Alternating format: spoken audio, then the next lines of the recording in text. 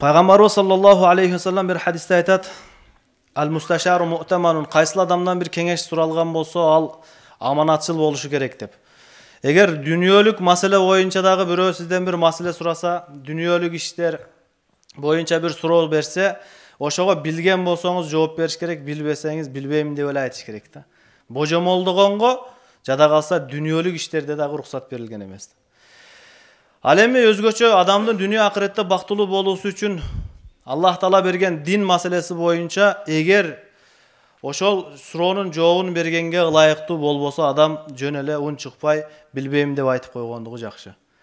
Адамдар эмне үчүн маселе баяндаганга, бирөөгө кеңеш бергенге шаша берет? Себеби ушул суроонун жообун бербесем билбейт окшойт деп уят болуп каламбы деген негизде суроонун жообун билсе дагы билбесе дагы айта берет да. Туура эмес жооп берип алып, эртең кыямат күнү Алланын алдында уят болгондон көрө бүгүн билбейм деп эле уят болгон жеңилирээк болот да бул нерсе. Себеби пайгамбарыбыз саллаллаху алейхи вассалам bir hadiste айтат: "Man uftiya bi gayri ilmin kana ismuhu ala man afta." Кайсыл адам илимсиз эле, кайсыл бирөөгө илимсиз фатва берилген болсо, ошол адам ката фатвага амал кылган болсо, күнөөсү ким фатва берсе ошого жазылат. Бүгүнкү күндө эки багытка, эки кесиптин ээсине аябай көп кызыккандар бар. Билген да, билбеген да ошол нерсени аткара берет. Биринчиси табыпчылыкка, медицина илимине. Билсе да, билбесе дагы ушул жерим ооруп атат эле десе, муну дарын ичкин деп айта берет ал. Эмнеге? Мен өткөндө ушундай болду беле ичтим. Себеби караңыз, бир адамга туура эмес бир дарыны айтып койсоңуз, анын ден соолугуна зыян. Бул зулум болуп эсептелет да. Себеби сиздин ден соолугуңуз, табиятыңыз башкача, аныкы башкача. Билбеген нерсени эле айтып алып, анан бир адамга зыян болуп калбаш керек да. Ал эми акырет иштери боюнча дагы ошол дин аалымдарынын, дини бир илимге ээ болгон адамдардын дагы амалына кызыккандар өтө көп. Себеби бир маселе сураса эле, мен баланчадан уккан элем, анын жообу ушундай болот деп эле айтып кое берет да. Себеби адамдар бир маселе сураганда ар бир адамдын жашоо деңгээлине, өзүнүн абалына жараша маселе чечилип кетет, түрдүү болот. Бул эреже менен эле кабыл алына турган нерсе эмес. Ошол үчүн жада калса сахаба радыйаллаху анхумдар дагы фатва бергенде өтө этият болот эле. Көп эле маселе баяндай бергенден, оозуна келгенде эле айта бергенден өтө коркушат эле. Бир жолу Абдулла бин Умар радыйаллаху анхудан адамдар бир маселе сурады. Анан бир саамга башын жерге салып, башын ылдый кылып туруп калды.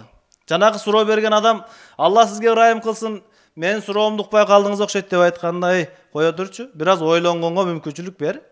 Сенин сурооңа жооп берсем, анан менден Аллах Таала ушул жооп тууралуу сурабайт деп ойлойсуңбу" дейт. "Мен да бир аз ойлоноюн, эгер билсем ооба деп айтам, билбесем жок деп айтам" деп айткан. Сахабалар дагы билбеген нерсесин айтуудан, же билбеген нерсеси үчүн божомолдоп эле бир сөз айтуудан өтө этият болушат эле. Абдулла бин Масуд радыйаллаху анху айтат: "Man aftan nasa fi kulli ma yastaftunahu fa huwa majnunun" дейт. Кайсы адам элдин сураган суроосуна эле жооп бере берсе, ойлонуп ойлонбой жооп бере берсе, ал адам жинди болуп эсептелет дейт. Себеби адам өзүнө да бир аз ырайым кылыш керек да. Айткан маселе туура эмес болуп калып, эртең кыямат күнү анын жоопкерчилиги, адамдын дини, бактылуулугу тууралуу суроо жооп болгондо жооп бере албай калып, кыйынчылыкка учурап калуудан сактаныш керек. Ошол үчүн сахаба радыйаллаху анхумдардын жашоосунда суроолорго жооп берүүдө, маселе баяндоодо өтө этият болушат эле.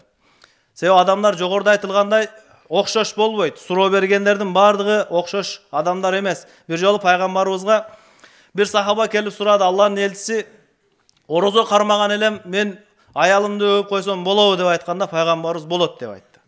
Анан башка бир сахаба келип ушул эле суроону сураганда, пайгамбарыбыз жок, болбойт деп айтты да. Муну уккан Айша радыйаллаху анха сурады: "Алланын элчиси, экөөнүн тең суроосу бир го, экөөнө жооп экөөлүк болуп калды го" деп айтканда, пайгамбар алейхиссалам айтты: "Биринчи сураган адам жашы улгайган адам болчу. Орозонун бузуп алууга жетпейт мунун баары. А экинчиси болсо жашыраак болчу. Ошол үчүн жооп эки түрдүү болду." Эми ушуну элестетип көрүңүз, биринчи адам чыгып баратып, жанагы экинчиге жолугуп, "Каяка баратасың пайгамбар? Эмне сурооң бар эле? Ушундай маселем бар эле. Мага боло берет" деп айтты. "Боло берет экен" десе, анда кийинки адам адашып калмак да. Маселени туура эмес баяндап, жашоосунда шариятка каршы иш болуп кетмек да. Ошол үчүн Кайсы адамдан бир суроо суралган болсо, мейли ал дүйнөлүк болсун, мейли ал акырет иштери боюнча болсун, билсе жооп бериш керек, билбесе билбейм деп айтып коюунун эч кандай кемчилиги жок. Себеби ла адри, мен билбейм деген сөз бул илимдин жарымы болуп эсептелет. Уламалар ушундай айтат, билбейм деп айтуу. Себеби сахабалардан Абдулла бин Умар радияллаху анху менен жүргөн табиин айтат, мен Абдулла бин Умар менен көптөгөн мөөнөткө чейин чогуу жүрдүм, бирок көпчүлүк суроолорго мен билбейм деп жооп берет эле дейт. Ошондуктан Аллах Таала бардыгыбызга билбеген нерсени билем деп айтып алып, бир кыйынчылыкка кабылып калуудан сактаган болсун. Аллах субханаху ва таала Кур'ан-ы Каримде айтат: "Вала тaqfu ma laysa laka bihi ilm."